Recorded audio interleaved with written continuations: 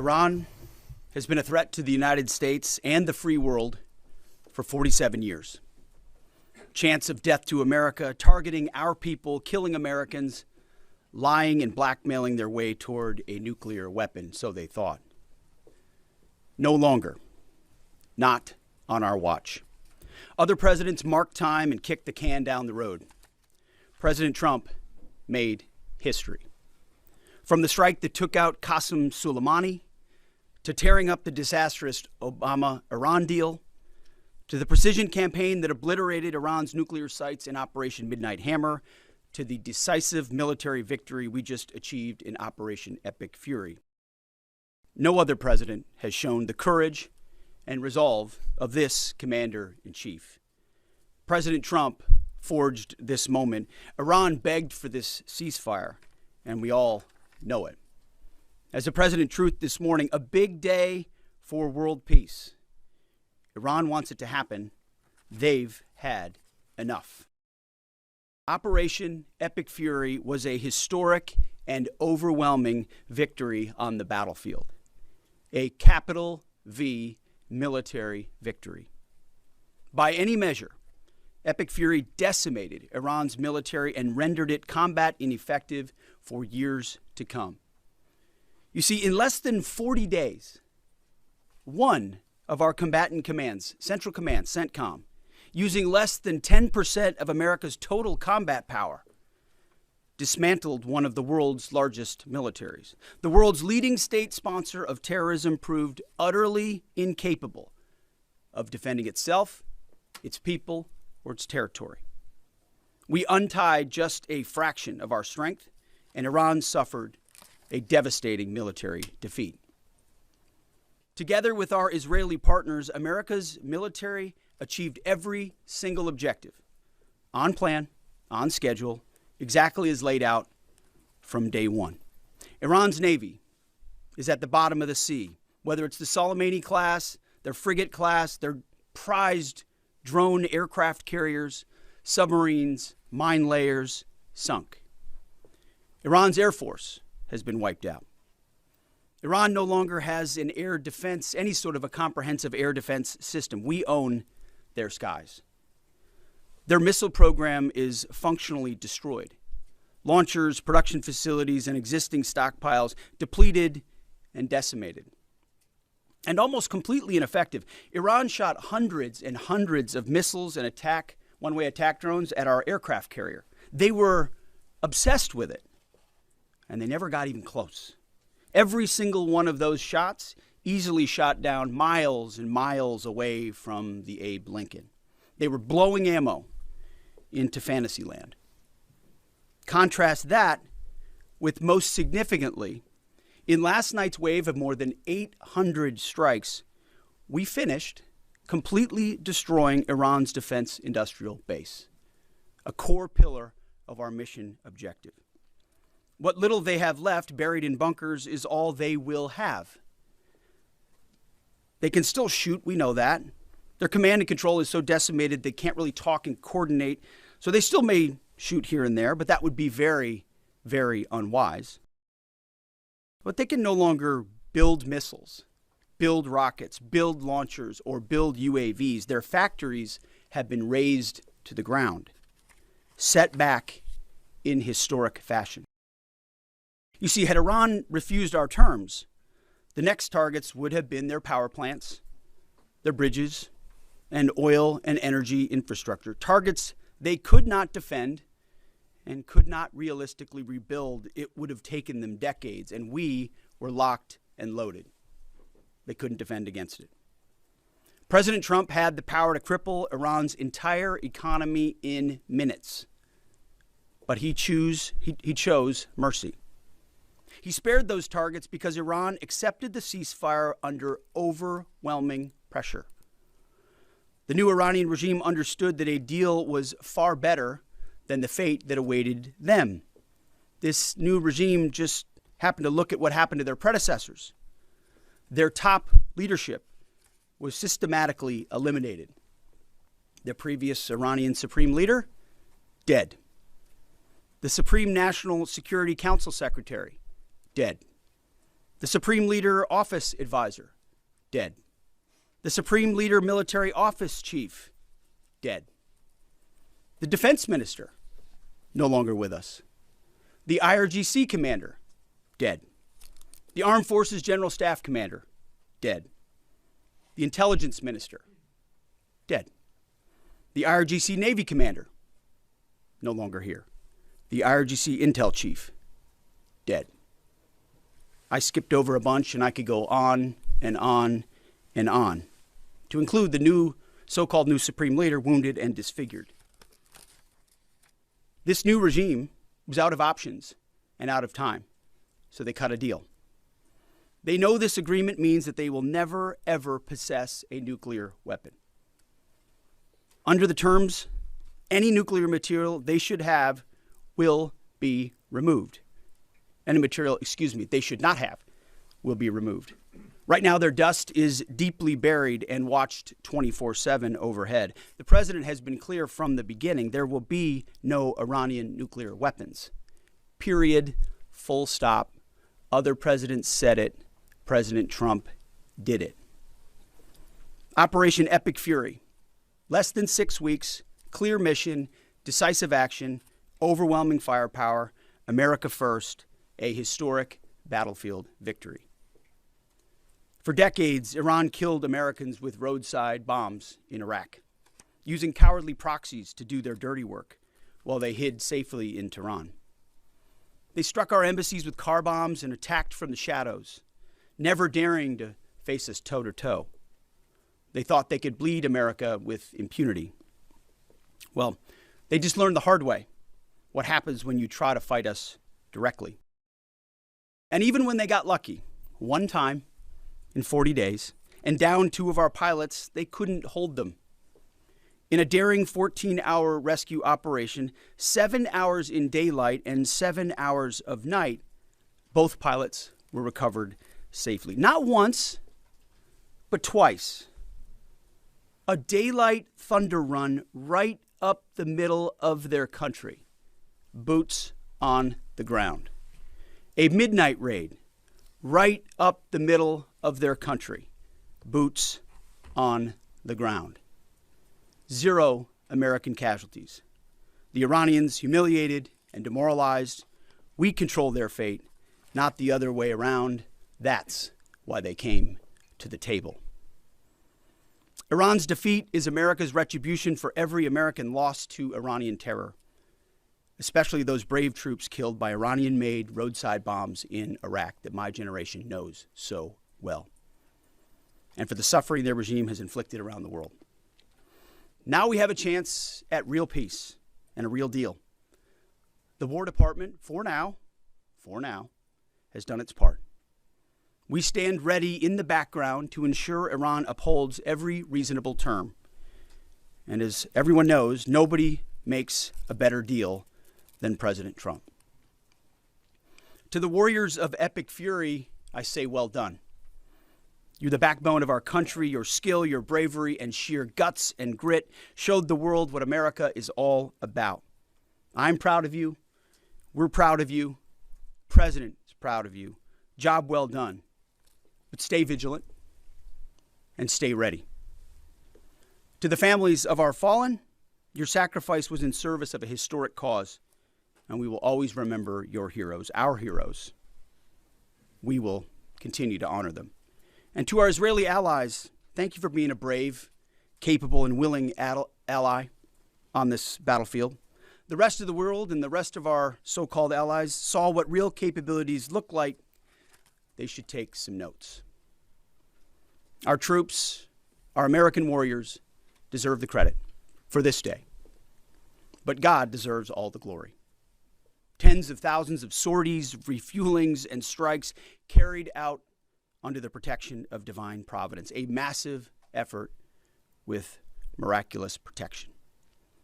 Dude 44 Bravo spoke for all of us. God is good.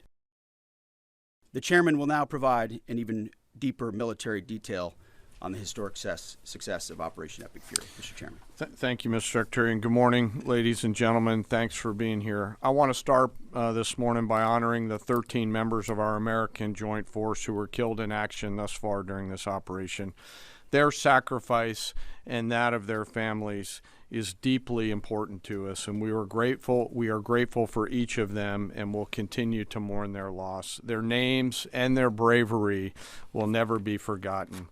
On February 28th, the President of the United States ordered the Joint Force to execute Operation Epic Fury with the direction to accomplish three distinct military objectives: destroy Iran's ballistic missile and drone capabilities, destroy the Iranian Navy, and destroy their defense industrial base to ensure that Iran cannot reconstitute the ability to project power outside their borders. Over the course of 38 days of major combat operation, the Joint Force achieved the military objectives as defined by the President. We welcome the ongoing ceasefire, and as the Secretary said, we hope that Iran chooses a lasting peace. But as Secretary Hegseth said, let us be clear, a ceasefire is a pause, and the Joint Force remains ready, if ordered or called upon, to resume combat operations with the same speed and precision as we've demonstrated over the last 38 days, and we hope that that is not the case. I want to congratulate and thank the leadership today at U.S. Central Command, including the Commander Admiral Brad Cooper, the Deputy Commander Lieutenant General Kevin Leahy, the Senior Enlisted Leader Fleet Master Chief Compton, and every one of the component commanders, senior enlisted leaders, and especially the staff down at U.S. Central Command, who does not get called out for any of the credit, but grinds 24/7 to help offer the options that we bring to the Secretary and the President. I also want to highlight the forces in the United States European Command under the command of Alexis Grinkowicz, who protected the western flank in support of CENTCOM. And I want to thank our partners across the intelligence community. Our ability to see and understand what an adversary is doing help us to be as decisive as we must be on the battlefield. And that includes DIA, NSA, NGA, the CIA, and the National Reconnaissance Office, and others. I want to thank the other combatant commands who have thus far contributed along the way to U.S. Central Command. This includes Transcom, Stratcom, Spacecom, SOCOM, and Cybercom, all of whom poured all in support of CENTCOM's efforts. And I want to thank, as the Secretary did, our Gulf partners who fought alongside each and every one of us every day. From the Kingdom of Saudi Arabia, the UAE, Bahrain, Qatar, Kuwait, and Jordan, all who joined us together to defend and protect our people and our assets, and who, if required, stand ready to do so again. And I want to thank my team at the Joint Staff, who work literally around the clock in order to help me offer the options that I must with the associated risks to the Secretary and to the President. They are the hardest working people that I know, and I am deeply grateful for their service. Most importantly today, I want to thank America's members of the Joint Force who've poured everything that they can into Operation Epic Fury, and their families who've worked 24 hours a day for 38 days. The Secretary and I could not be more proud of each and every one of you. And we deeply appreciate the support of the American people, who we know always have us in our thoughts and prayers. And we can feel this literally every single day. As the Secretary said, the United States has devastated the regime's ability to harm Americans and our interests for years to come. Since the beginning of major combat operations, the United States Joint Force has struck more than 13,000 targets, including in that 13,000 more than 4,000 dynamic targets that popped up on the battlefield and were immediately addressed, thanks to the exceptional command and control system and intelligence, acumen, and agility of our Joint Force. CENTCOM forces destroyed approximately 80% of Iran's air defense systems, striking more than 1,500 air defense targets, more than 450 ballistic missile storage facilities, 800 one-way attack drones storage facilities. All of these systems are gone. We've devastated Iran's command and control and logistical networks, destroying more than 2,000 command and control nodes and degrading their ability to target U.S. and friendly forces. It is, and we know this, incredibly frustrating right now to be a lower-level Iranian commander trying to fight your fight. As the Secretary said, the Iranian Navy now lies mostly at the bottom of the Arabian Gulf, and we assess that we've sunk more than 90% of their regular fleet, including all of the major surface combatants, as the Secretary said. 150 ships are at the bottom of the ocean, and half of the IRGC Navy's small attack boats. Joint fires projected from the land, sea, and air executed more than 700 strikes against naval mine targets, and we had assessed that we destroyed more than 95% of their naval mines. And perhaps most importantly, we've destroyed Iran's defense industrial base, their ability to reconstitute those capabilities for years to come. We attacked, along with our partners, approximately 90% of their weapons factories. Every factory that produced Shahed one-way attack drones was struck. Every factory that produces the guidance systems that go into those drones was struck. Their missile defense industrial base is shattered, with more than 80% of their missile facilities gone, as well as their solid rocket motor production capability. It will take years for Iran to rebuild any major surface combatants, as more than 20 naval production and fabrication facilities have been damaged or destroyed, and nearly 80% of Iran's nuclear industrial base was hit, further degrading their attempts to attain a nuclear weapon. Throughout Operation Epic Fury, our joint force struck at the heart of Iran's ability to project power and threaten the United States and the region. And in order to do this, it required the service and sacrifice of more than 50,000 American warfighters deployed across CENTCOM, EUCOM, and stateside. The joint force flew more than 10,000 missions, including 62 bomber missions, 18 of which flew round trip from the United States to deliver bombs on military targets. Each of these missions was more than 30 hours in duration, and we did that 18 times. No other military in the world can do that. And it's a testament to the logistical force that quietly serves behind them. I cannot thank TRANSCOM and the Air Force Tanker and Mobility Force more. Combined with Army and Navy joint fires, we struck more than 13,000 targets. And along with our Gulf partners, we've thus far intercepted 1,700 ballistic missiles and one-way attack drones, defending our forces and our partners in the civilian population. And we remain ready to do so should the need arise. Along the way, we consume more than 6 million meals, and by my estimate, more than 950,000 gallons of coffee, 2 million energy drinks, and a lot of nicotine, but I am not saying that we have a problem. I've laid out the statistics, but it does not truly capture the nature of combat. This is gritty and unforgiving business. It's chaotic, it's hot, it's dark, it's unpredictable, and there's always unknowns. And our people proudly walked into those unknowns and continue forward. And through it all, the Joint Force has demonstrated the unwavering resolve that the nation demands of us. We are a mission-focused force, and our objectives always is to create the conditions for peace, and today we have, while be ready should that peace break, which we hope it is not. And we remain ready. Before I turn it back to the Secretary, I also want to quickly revisit the rescue of the Air Force fighter crew over the weekend. To give you an update, we've had, the Secretary and I have had the profound honor of speaking directly with many of the warfighters on that mission, from the downed crew that were picked up to those forces that went and got them.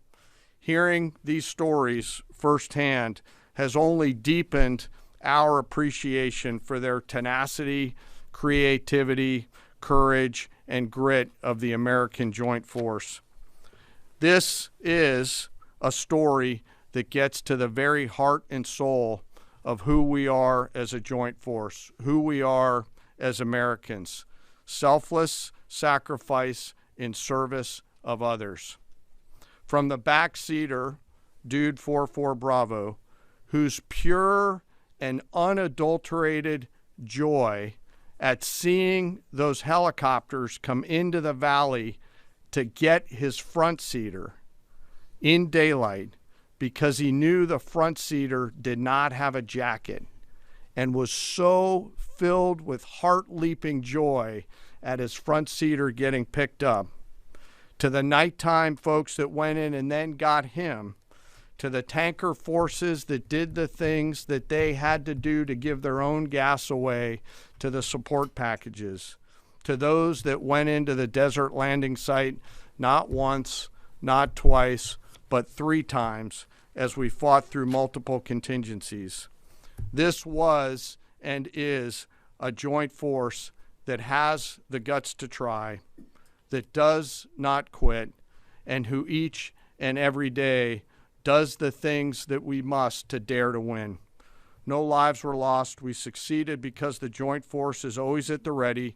They trust each other, they trust their leaders, and they trust their training. And they remember first, foremost, and always that we do these things so that others may live, and we will never leave anyone behind.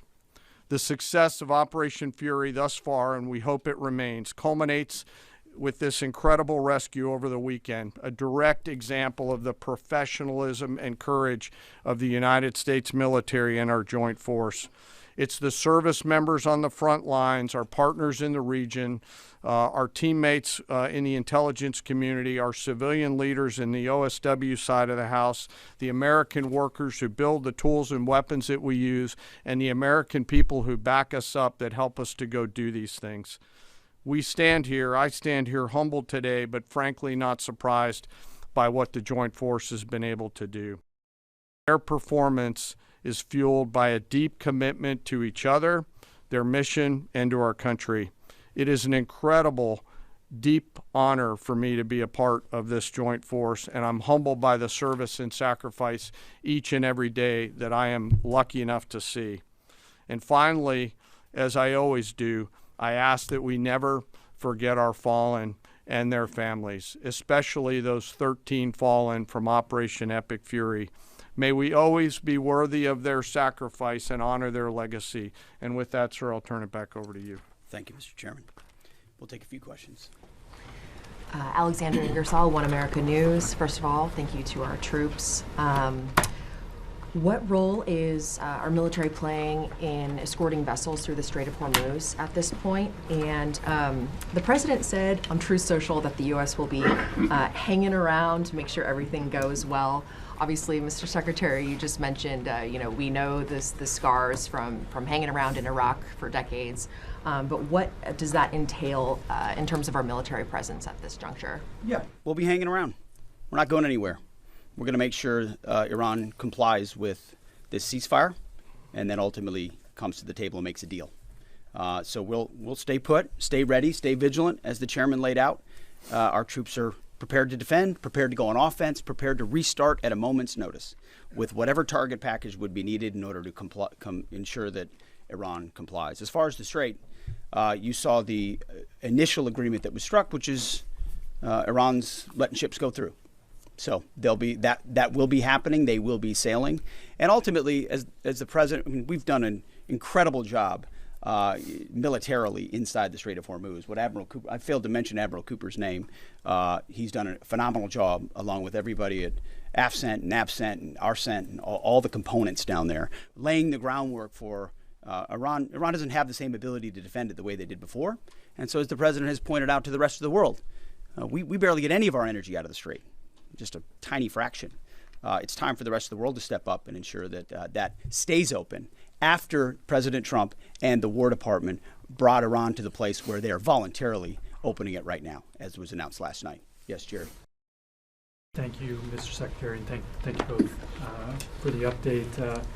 President Trump posted on Truth Social this morning that there has been a very productive regime change in Iran, and that there will be no enrichment of uranium, and the U.S. will work with Iran to dig up and remove the deeply buried nuclear dust. So I just have two questions here. So both you, Mr. Secretary, and the President have referred to a new regime in Iran. So is this not the regime that was at war with us for 47 years? And what do we think of when we're saying that this is a new regime? What are we thinking and what are we saying there? And then my second question is, with any future deal with Iran, is their handing over of all of their enriched uranium and they're promising not to enrich any future uranium a non-negotiable for the U.S.? Well, it's always been non-negotiable that they won't have nuclear capabilities. And so right now it's buried and we're watching it.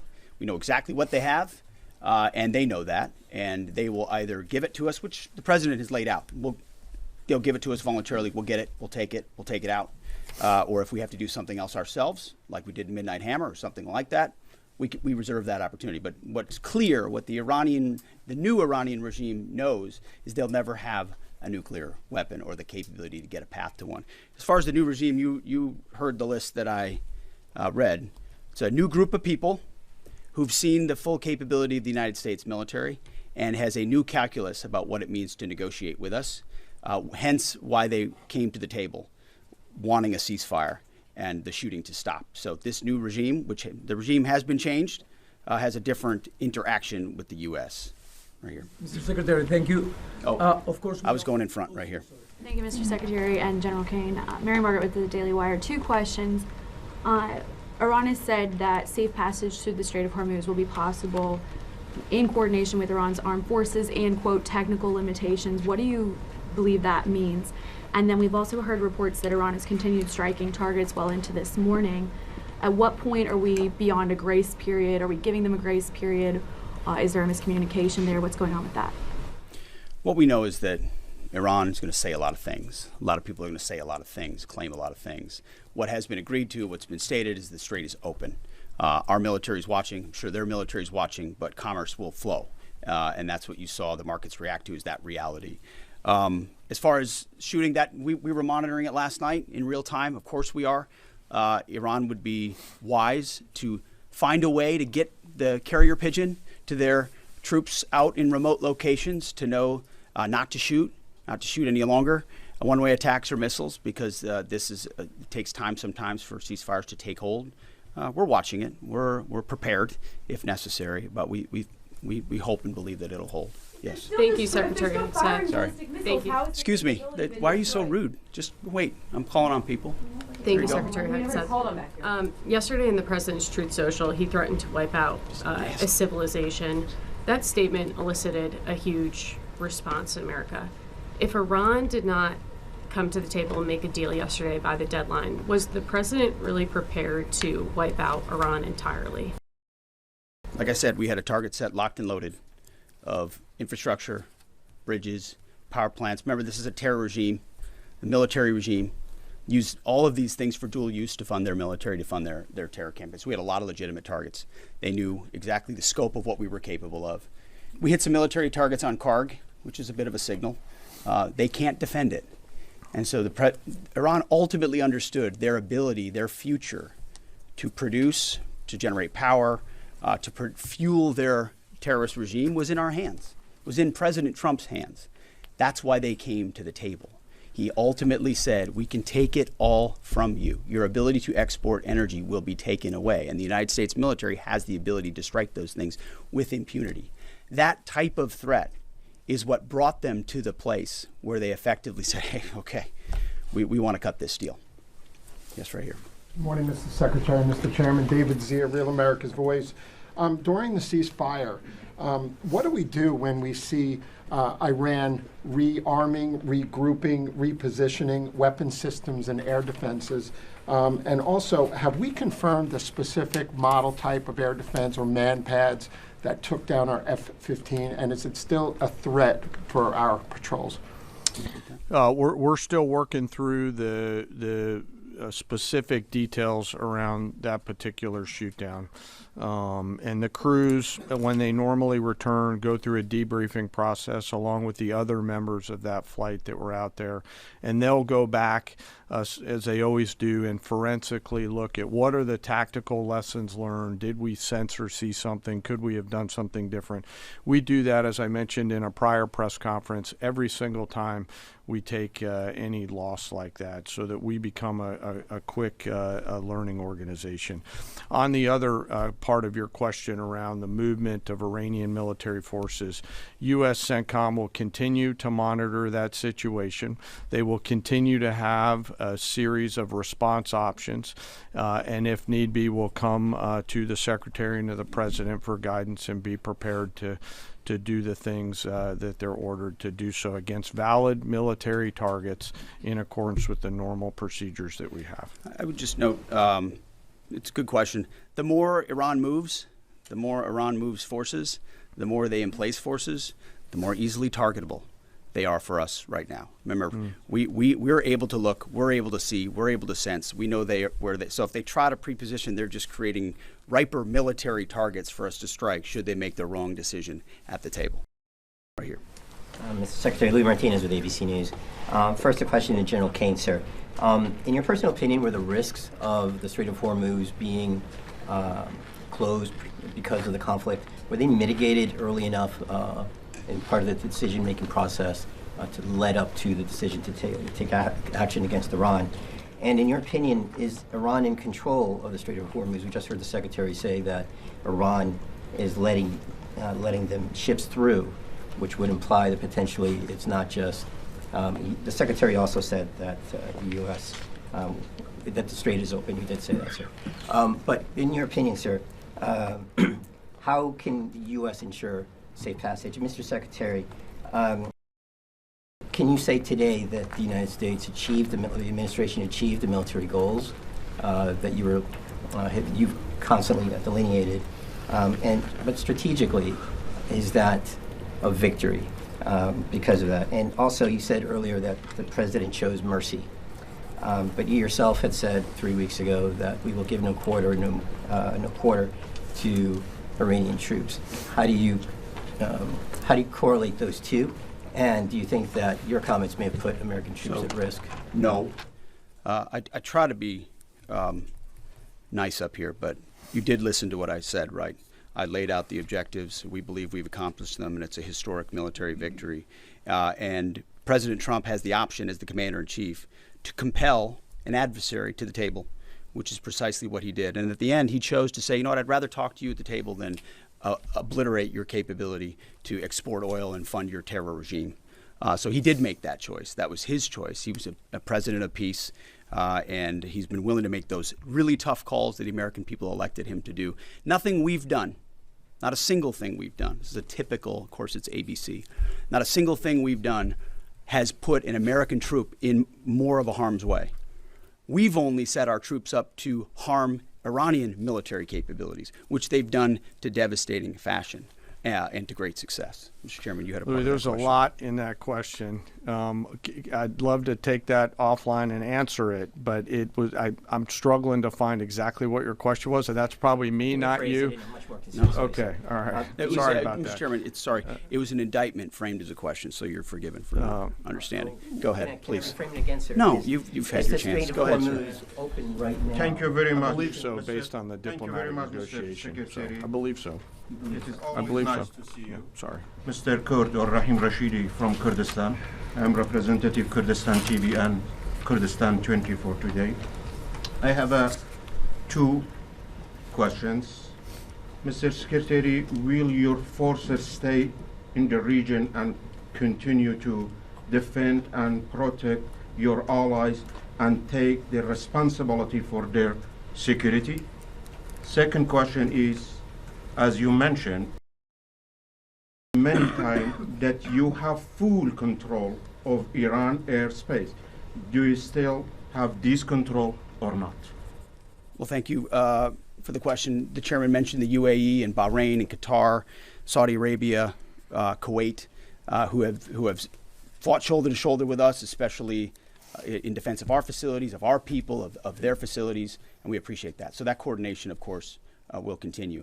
And then when it comes to the skies over Iran, I would point to Exhibit A and Exhibit B, 7 hours in the day, 7 hours at night. If any foreign adversary had attempted to do the same over our soil, they would have no ability to do so. Will they have a system here or there? Maybe. Do they have a network, a system that's capable of defending their skies? No, they don't. It's, as the chairman laid out, that's been dismantled, degraded, and destroyed. So it's a slight distinction, but an important one. Yes, right here. Go ahead. General George in the middle of a war. Excuse me, you got a question? Go ahead. Yes. Yep. Yes. Two questions actually for you.